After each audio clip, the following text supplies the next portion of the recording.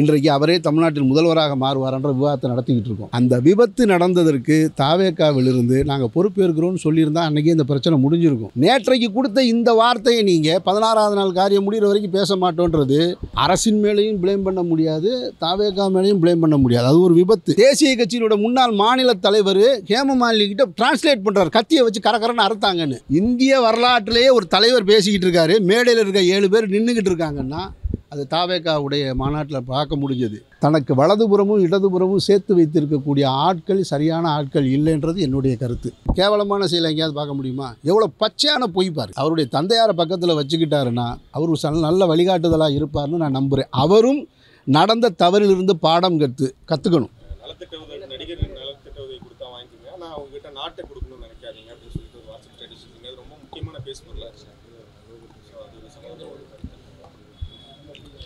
கொள்கையற்ற தலைவர்கள் எப்பொழுதுமே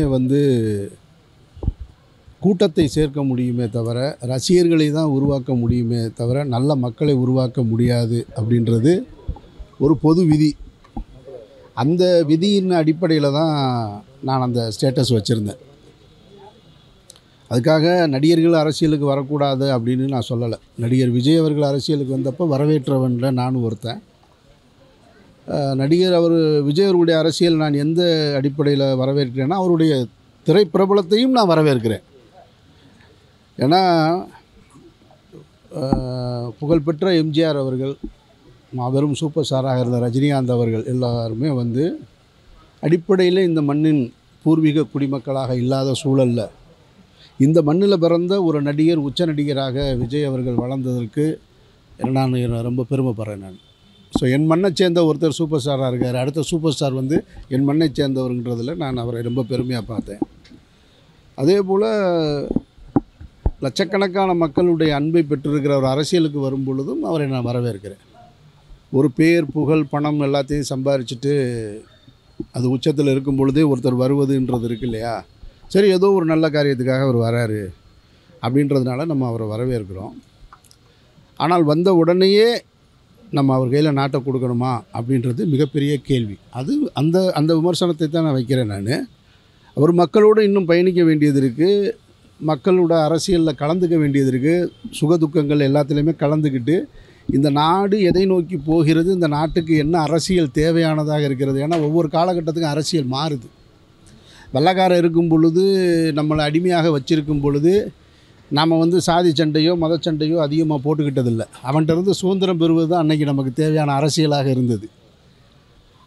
அதுக்கு பின்னாடி சுதந்திரம் பெற்றதற்கு பின்னாடி மொழிவாரியாக மாநிலங்கள் தங்களுடைய உரிமைகளை மாநில சுயாட்சியை தேட வேண்டிய அவரவர் மொழியை, அவருடைய பண்பாட்டை, அவருடைய கலாச்சாரத்தை காக்க வேண்டியது அரசியலாக இருந்தது. அப்படி கொஞ்சம் கொஞ்சமாக மாறி அப்புறம் ஊழல் லஞ்சத்தை ஒழிப்பது அரசியல் அவசியமாக இருந்துச்சு அது ஒரு காலகட்டத்தில். 2014க்கு பின்னாடி இந்தியா முழுவதுமாக எதை நோக்கி நகருதுன்னு சொன்னால், ஒரு நாடு ஒரு தேர்தல், ஒரே கலாச்சாரம், ஒரு பண்பாடு, ஒரு மதம், ஒரே வழிபாடு அப்படின்னு நோக்கி நகரும் பொழுது அது நம்மளுடைய பண்பாடு கலாச்சாரத்தை சிதைக்கிற ஒரு விஷயமாக இருக்குது. அது மனு தர்மத்தை அடிப்படையாக கொண்ட ஒரு ஆட்சி இங்கே அமைஞ்சிடக்கூடாதுன்றதுனால இப்போ நம்ம அதை எதிர்க்க வேண்டியது அரசியலாக இருக்குது. ஜோசப் விஜய்னு சொன்ன பாஜக கரூர் சம்பவத்தில் விஜய்க்கு ஆதரவாக நிறைய விஷயங்கள் பேசுகிறாங்க. இந்த நிலைப்பாடை இருக்கிறதுலே ரொம்ப ஆபத்தான நிலைப்பாடாக நான் பார்க்குறேன். நான் கரூர் நிகழ்வுக்கு பின்னாடி நிறைய நடிகர் விஜய் அவர் தாவேகா தலைவர், நடிகர்னு சொல்ல வேண்டியதில்லை, தாவேகா தலைவர் விஜய் அவர்கள் குறித்து நிறைய விமர்சனங்கள் வந்திருக்கு, நிறைய பேர் பேசியிருக்காங்க. நான் குறிப்பாக அதில் அண்ணன் திருமாவளவன், சகோதரர் கருப்பழனியப்பன் இவங்கெல்லாம் ரொம்ப கடுமையாக சொல்கிறாங்க. அந்த கடுமையான உரையாடல் இருக்கு இல்லையா, அவங்க சொல்கிற கருத்துக்கள் இருக்கு இல்லையா, அதில் தாவேகா தலைவர் தன்னை சரி செய்து கொள்வதற்கு வாய்ப்பு இருக்குது அந்த கருத்துக்களில். அதனால் இன்னும் யார் யாரெல்லாமோ, அது யூடியூபராக இருக்கலாம், பத்திரிகையாளர்களாக இருக்கலாம், மூத்த பத்திரிகையாளர்களாக இருக்கலாம், இவங்க எல்லாருமே விஜய் அவர்களை சரி செய்வதற்கு தான் திட்டுறாங்களா நான் பார்க்குறேன். அந்த அறிவுரையாக தான் சொல்கிறாங்க, நீங்கள் இப்படி செஞ்சுருக்கக்கூடாது, அப்படி பண்ணியிருக்கக்கூடாதுன்னு. அதனால் இவங்க திட்டலை விட ஹரிஹர ராஜா சர்மாவுடைய ஆறுதல் அரவணைப்பு ரொம்ப ஆபத்தானது. நான் அப்படி தான் பார்க்குறேன். நான் ஏன்னா இவங்களுடைய திட்டலேருந்து நீங்கள் உங்களை சரி செஞ்சு சரியான அரசியலை நோக்கி நகர முடியும். தவறு இழைப்பது வந்து மனித இயல்பு, அதுலேருந்து திருத்தி கொள்ள முடியும். ஆனால் அந்த இடத்துலேருந்து வர்ற ஆதரவு இருக்குல்ல, ஜோசப் விஜய் என்று அவர் நடிகர் விஜயை வந்து அவர் கிறிஸ்டியனு அந்த அந்த அந்த அந்த மைனாரிட்டி கம்யூனிட்டியை சேர்ந்தவர்ன்றதே நம்ம மைண்ட்லேருந்து மறைஞ்சிருச்சு, பல வருஷங்களுக்கு முன்னாடியே மறைஞ்சிருச்சு.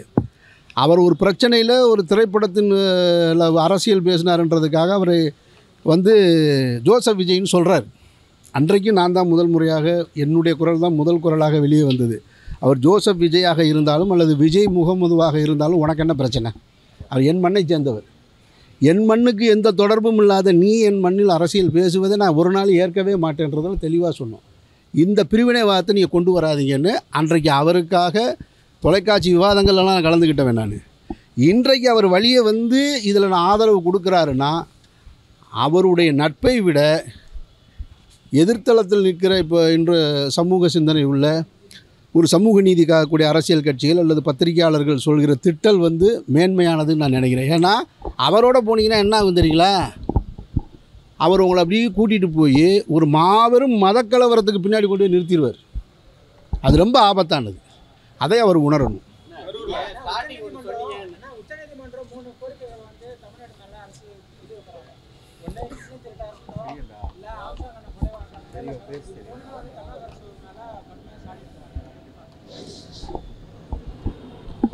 உண்மையான நிலவரம் ஒரு மாநிலத்தில் என்ன நடந்தது, அதாவது உச்சநீதிமன்றம் சாடுவதற்கு அவங்களுக்கு உரிமை இருக்கிறது.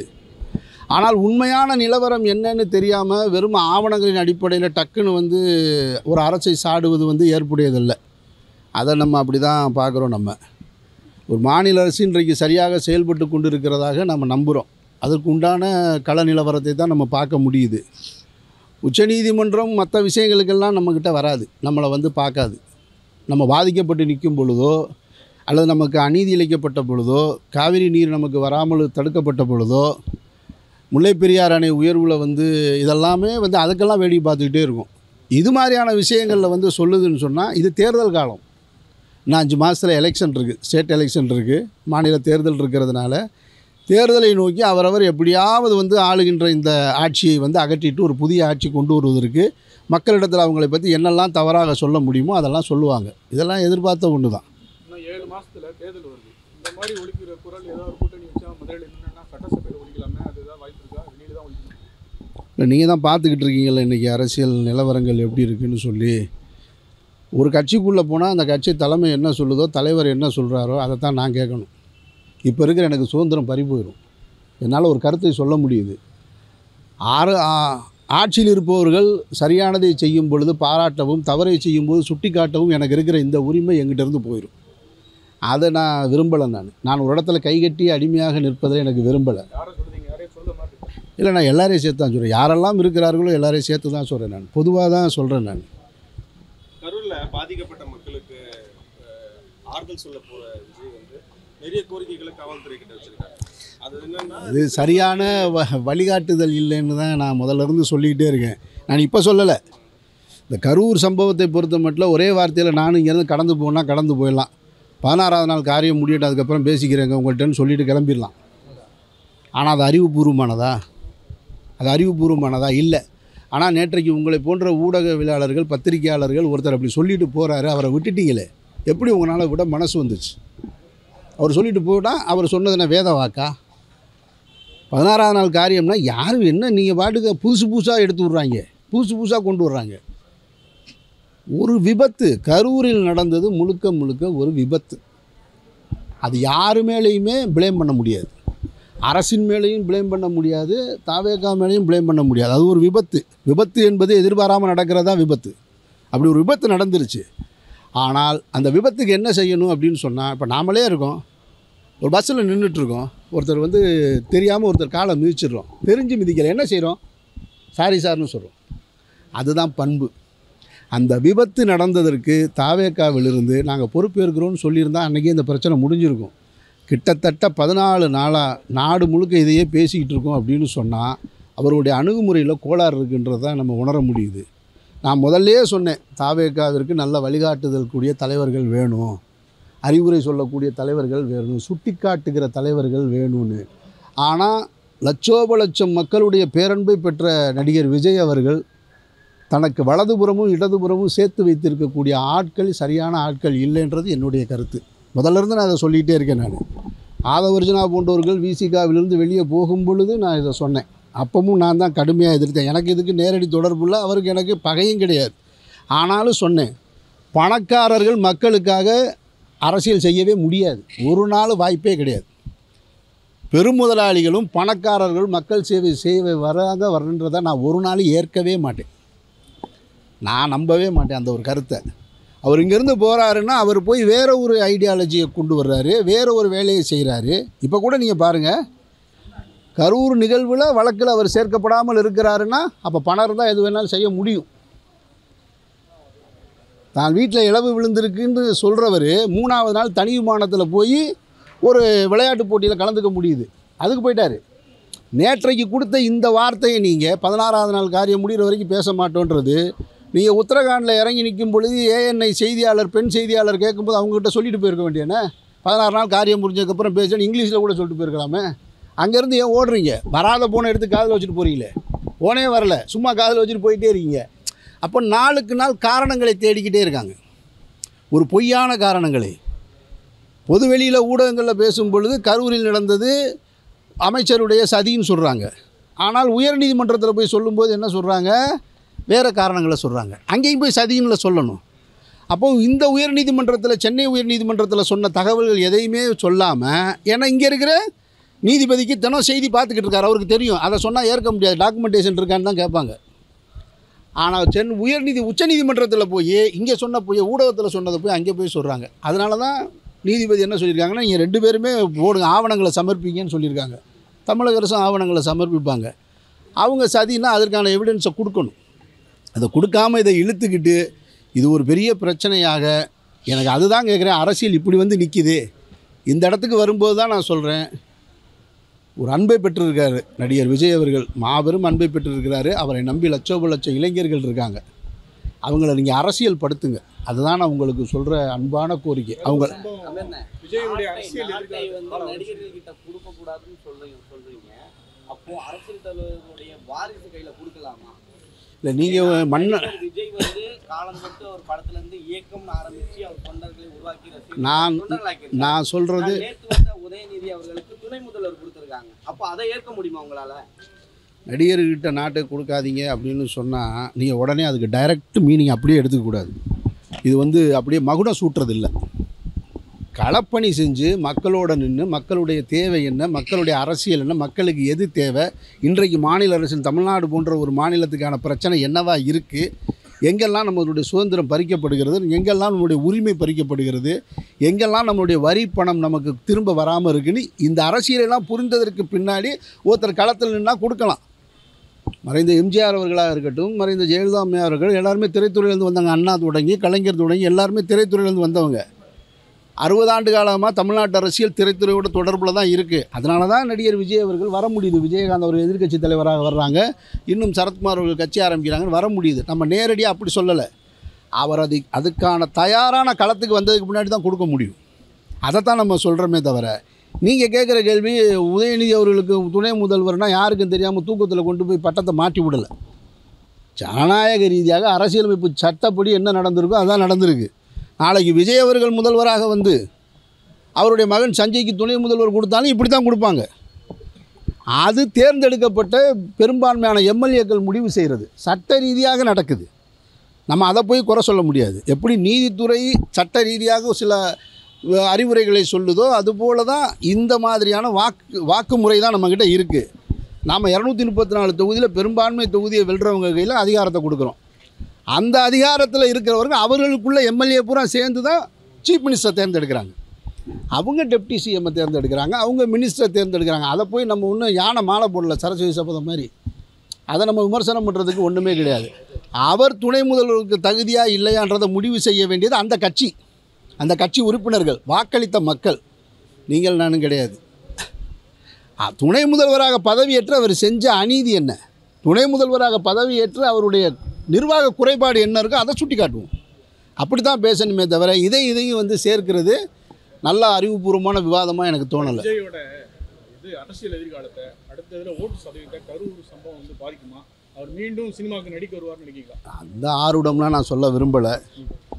விஜய் அவர்களுக்கு நான் ஒன்றே ஒன்று சொல்ல வேணால் விரும்புகிறேன். பர்சனலாக என்ன கேட்டிங்கன்னா, ஒரு தகப்பை எந்த தகப்பனும் தன்னுடைய மகன் கெட்டு போகணும்னு நினைக்க மாட்டான், தன்னுடைய மகன் நாசமாக போகணும்னு நினைக்க மாட்டான். ஒரு கல்லூரி படிப்பை முழுவதுமாக தாண்டாத விஜய் அவர்களை ஒரு திரைப்பட நடிகராக ஆக்கி முதலீடு செஞ்சு அந்த முகத்திற்கு பல்வேறு விமர்சனங்கள் வந்தது உங்கள் எல்லாருக்குமே தெரியும். இதெல்லாம் ஒரு முகமா அப்படின்னு கேட்டுக்கிட்டு இருந்த ஒரு வார பத்திரிகையோடது இன்றைக்கு அவரே தமிழ்நாட்டின் முதல்வராக மாறுவார்ன்ற விவாதத்தை நடத்திக்கிட்டு இருக்கோம். அப்போ அதிலிருந்து அவருடைய திரைப்படங்கள் எப்படி இருக்கணும், அவர் எப்படி வெற்றி அடையணும்னு எல்லா வகையிலும் அவருடைய அரசியல் பாதையை நோக்கி நகர்த்தினது அவருடைய தந்தையார் தான். அவர் இன்றைக்கு வச்சிருக்கக்கூடிய புதிதாக இவருக்கு பின்னால் சேர்ந்த யாருமே ஒரு நாளும் அவருக்கு உண்மையாக இருக்க மாட்டாங்க. இது கடந்த கால வரலாறு அரசியல்கள் சொல்லிக்கிட்டே இருக்குது, எல்லா மாநிலத்திலையும் சொல்லுது, எல்லா இடத்துலையும் சொல்லுது. அதனால் அந்த கைகளை விலக்கி வச்சுட்டு அவருடைய தந்தையாரை பக்கத்தில் வச்சுக்கிட்டாருன்னா அவர் நல்ல வழிகாட்டுதலாக இருப்பார்னு நான் நம்புகிறேன். அவரும் நடந்த தவறிலிருந்து பாடம் கற்றுக்கணும். அது ஒரு தவறு, ஆமாம் ஒரு தவறு நடந்துருச்சு. நான் நினைக்கல, யாருமே தமிழக முதல்வர் ரொம்ப கனிவாக அன்பாக சொன்னார், அதை நான் ரொம்ப ஏற்கிறேன். நான் எந்த தலைவரும் தன்னுடைய தொண்டன் சாகணும்னு நினைக்க மாட்டோம். இதுபோல் ஒரு பக்குவமான பேச்சை நீங்கள் முதல்வர்கிட்டருந்து நீங்கள் கற்றுக்கணும். அப்படி அவர் சொல்லும் பொழுது நாங்களும் அப்படி நினைக்கல, ஏதோ நாங்கள் ஒரு கால்குலேஷன் போட்டோம், அது ஒரு தவறு நடந்துருச்சு, அதனால் நாங்கள் பொறுப்பேற்றுக்கோம், இனிமேல் இந்த தவறு நடக்காமல் பார்த்துக்கிறேன்னு சொன்னால் ஈஸியாக அது முடிஞ்சிருக்கும். அங்கேருந்து ஒரு பொய்யை யார் சொல்லி கொடுத்தது உங்களை சொல்லி? அப்போ கூட இருந்தவங்க சரியாக வழி நடத்தலை. ஒரு பொய்யை சொல்லி அந்த பொய்யை மறைக்க இன்னொரு பொய், அந்த பொய்யை மறைக்க இன்னொரு பொய்ன்னு போய் சுப்ரீம் கோர்ட்டில் போய் நிற்கிது. இப்போ நீங்கள் சொல்கிற பொய்யை உண்மையாக்க ஆவணங்கள் வேணும். சதி நடந்தது கத்தியில் வச்சு கிழிச்சாங்கன்னா ஒரு மாவட்ட செயலாளருடைய மனைவி ஒரு ஊடகத்துக்கு சொல்கிறாங்க கத்தியை வச்சு கிழிச்சாங்கன்றார்.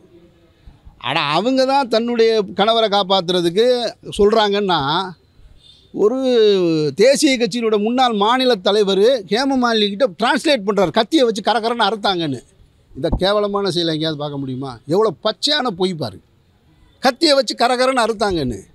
கிட்டத்தட்ட 100 பேருக்கிட்ட வரைக்கும் ஆஸ்பத்திரியில் அனுமதிக்கப்பட்டிருக்காங்க, 41 பேர் செத்துருக்காங்க, அங்கிட்டு ஒரு 50 பேர் வந்து ட்ரீட்மெண்ட் எடுத்திருக்காங்க. யாராவது கத்தி காயம்பட்டு இருந்திருக்காங்களா?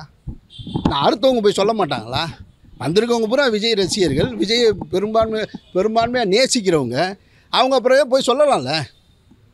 என்னை கத்தியை வச்சு கிழிச்சாங்க, ஆமாம் சதி நடந்திருக்குன்னு யாருமே சொல்லலை. யார் எப்போ சொல்கிறாங்க? எப்பெல்லாம் இந்த நீங்கள் கேட்ட ஹரிஹர ராஜா சர்மா குரல் உள்ளே வருதோ, எப்போ அண்ணாமலை குரல் உள்ளே வருதோ, அப்போ இருந்து தான் அவங்க பொய்யை இன்னும் கூடுதலாக சொல்ல ஆரம்பிச்சிட்டாங்க. அது அவங்களுக்கு நல்லதே கிடையாது. வேகமாக ஒரு உண்மை கண்டறிய குழு அனுப்புகிறாங்க. இவங்களுக்கு எப்படி தான் இந்த உண்மை கண்டறிய குழுவுக்கு இதுக்கு முன்னாடி என்ன பட்டி, மைக்கேல் பட்டியில் வந்து ஒரு பெண் வந்து இறந்ததுக்கு மதமாற்றம் செஞ்சு அந்த பெண் இறந்தாங்கன்னு சொல்லி அப்போ யாருடைய தலைமை தெரியுங்களா? நடிகை விஜயசாந்தி தலைமையில். இவங்களுக்கு நடிகைகள் தான் கிடையாது, உண்மை கண்டறியறதுக்கு இந்த நாட்டில் நடிகைகள் தான் ரொம்ப முக்கியமாக இருக்காங்க. பாருங்கள் ஒரு கட்சி எப்படி இருக்குது பாருங்கள்.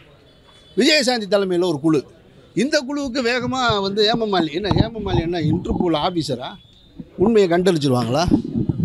வேகமாக வந்து ஒரே நாள்லேயே டக்குன்னு கொடுத்தாங்க. அதை ஒருத்தவங்க சொல்கிறாங்களா, இவர் ஒருத்தர் டிரான்ஸ்லேட் பண்ணுறாராம். அந்த டிரான்ஸ்லேட் இருக்குது பாருங்கள், அது நம்மளுடைய அரசியல் எவ்வளோ கேவலமாக போயிருக்குன்றதுக்கான உதாரணம்.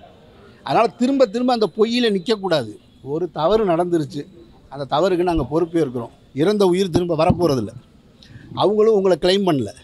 அவங்களும் இவர்னால தான் நாங்கள் செத்தோன்னு யாராவது எந்த குடும்பத்திலாவது சொன்னாங்களா? இவர்னால தான் சொன்னான்னு இவரையும் சொல்லலை, அரசையும் சொல்லலை. நீங்களாம் இடையில நின்றுக்கிட்டே இதை பேசிக்கிட்டே இருக்கீங்க. அப்போ எலெக்ஷன் வரும்பொழுது சும்மா ஒரு திமுகவின் மீது உங்களுக்கு விமர்சனம் இருக்கா வைங்க, ஆட்சி குறைபாடு இருக்கா சொல்லுங்கள், நிர்வாக குறைபாடு இருக்கா சொல்லுங்கள், ஊழல் இருக்கா சுட்டி காட்டுங்க, லஞ்சம் இருக்கா சுட்டி காட்டுங்க, யார் தவறு செஞ்சுருந்தாங்களோ ஆதாரத்தோடு சுட்டி காட்டுங்க. இது என்னடா சம்மந்தம் இல்லாத ஒரு அவதூறை தூக்கிட்டு வர்றீங்க? மக்களை பைத்தியக்காரனாக்கக்கூடாது. கிட்டத்தட்ட 14 நாள் அந்த நாட்டில் இது விவாதம் நடந்துக்கிட்டு இருக்குன்னா, இதைத்தான் நான் சொன்னேன். ஒருத்தர் வந்த உடனே நடிகர்ன்றதுக்காக நாட்டை கொடுக்காது. ஏன்னா அவருடைய ஒரு ஸ்டெப்பு தவறாக எடுத்து வச்சதில் தான் நம்ம 2 வாரமாக இதை பேசிக்கிட்டே இருக்கோம். அது நல்லதில்லை. வந்து அவர் வந்து ஷூட்டிங்காக தான் போயிருக்காரு, அத்தனை கேமரா எதுக்குன்னு சொல்லியிருக்காங்க. அதை நீங்கள் எப்படி பார்க்குறீங்க? அதாவது அது உண்மையாக பொய்யான்னு எனக்கு தெரியலை. ஒருவேளை அது உண்மையாக இருந்திருந்தால் கூட ஒரிஜினல் க்ரௌடை படம் பிடிக்கணும்னு ஒரு இயக்குனர் ஆசைப்பட்டிருக்கலாம். அது ஒன்றும் தப்பு கிடையாது. அதுக்காக அவங்க சாவை படம் பிடிக்க வந்தாங்கன்னு நம்ம சொல்ல முடியாது இல்லையா? இப்போ நம்மளும் ஒரிஜினல் க்ரௌடு பப்ளிக் க்ரௌடில் போய் ஷூட் பண்ணுறோம். அதில் அவர் நடிக்கிற படம் கடைசி படம்னு ஒரு சொல்லியிருக்கிறதுனால அந்த இயக்குனர் சார் இந்த க்ரௌடை யூஸ் பண்ணிக்கலாம்னு நினச்சிருக்கலாம். அது உண்மையான எனக்கு தெரியலை, ஒருவேளை அது நடந்திருந்தா. ஆனால் இப்படி ஒரு பின்விளைவை ஏற்படுத்தும்ன்றது அதுக்கு காரணம். மொத்தத்தில் இதிலிருந்து நம்ம புரிஞ்சிக்க வேண்டியது, ஒரு பெரும்பான்மை கூட்டத்தை சேர்க்கக்கூடிய ஒரு மனிதனுக்கு சரியான வழிகாட்டுதல் இல்லை, அவருக்கும் தெளிவான பார்வை இல்லை. அதை சரி செஞ்சுக்கிட்டு அந்த பிரச்சனைக்கு வேலை இல்லை, அவங்கவுங்க நம்ம வேலையை பார்க்கலாம். பணக்கார அரசியல்வாதி சொன்னீங்க. உதயநிதி ஸ்டாலின் வந்து பணக்கார அரசியல்வாதியா ஏழை அரசியல்வாதியா?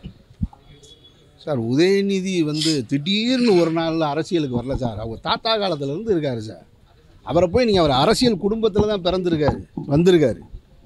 அதை நம்ம அப்படிலாம் நீங்கள் விமர்சனம் பண்ண வேண்டியதில்லை. உதயநிதி செய்கிற தவறை சுட்டி காட்டுங்கன்னு சொல்கிறேன். நான் பணக்காரர்கள் அரசியலுக்கு வர நிறைய பேர் வந்திருக்காங்க. அமெரிக்காவிலே இன்றைக்கி ஒரு பணக்காரன் தான் அதிபராக உட்காந்துருக்காரு. ஆனால் நீங்கள் அடிப்படையாக மக்களுடைய தேவையை புரியணுமா இல்லையா? அதுதானே ரொம்ப முக்கியம். பஸ்ஸில் இடம் கிடைக்குமா கிடைக்காது, எந்த பஸ்ஸு எங்கே போகுது, ரேஷன் கடையில் என்னென்ன பொருள் போடுறாங்க, மானியம் எதுக்கு கொடுக்குறாங்க கொடுக்கல, இதெல்லாம் தெரியணும்ல. ஒரு அதிகாரத்தில் இருக்கக்கூடியவருக்கு தெரியணுமா இல்லையா? மக்களோட நடிகர் விஜய் அவர்கள் இன்னும் நெருக்கமாகணும். அவர் இன்னும் நெருக்கமாகலை. ஒரு மாநிலத்தோட முதல்வராக இருக்கக்கூடிய அவர் ஸ்டாலின் அவர்களை நான் பார்க்கும் பொழுது பல முறை நான் விமான நிலையத்தில் சந்திச்சிருக்கேன்.